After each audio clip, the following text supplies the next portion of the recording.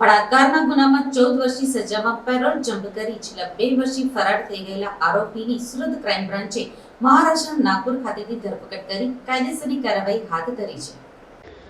વર્ષ 2016માં આરોપીએ સિંગણપોર વિસ્તારમાં રહેતા પરિવારની સગીર વયની કિશોરીનું લગ્નની લાલચ આપી અપહરણ કરી દુષ્કર્મ ગુજાર્યું હતું.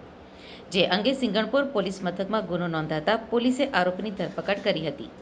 જે કેસ સુરત કોર્ટમાં ચાલી જતા આરોપીને 14 વર્ષની સજા અને 35,000નો દંડ ફટકાર્યો હતો. જોકે દંડ ન ભરતા વધુ 4 વર્ષની સજા ફટકારી હતી. જે કેસમાં 10 દિવસના વચગાળાના જામીન મેળવી આરોપી ફરાર થઈ ગયો હતો. જે કેસ સુરત કોર્ટમાં ચાલી જતા આરોપીને 14 વર્ષની સજા અને 35,000નો દંડ ફટકારવામાં આવ્યો હતો. કેદવાસ હેઠળ રહેલા આરોપી પ્રવીણ ધનરાજ લાંજેવર 8મી ઓગસ્ટના રોજ સુરતની લાજપોર જેલમાંથી 10 દિવસના વચગાળાના જામીન મેળવી ફરાર થઈ ગયો હતો. જે અંગે આરોપી વિરુદ્ધ વધુ એક ગુનો સિંગણપોર પોલીસ મથકમાં નોંધાયો હતો.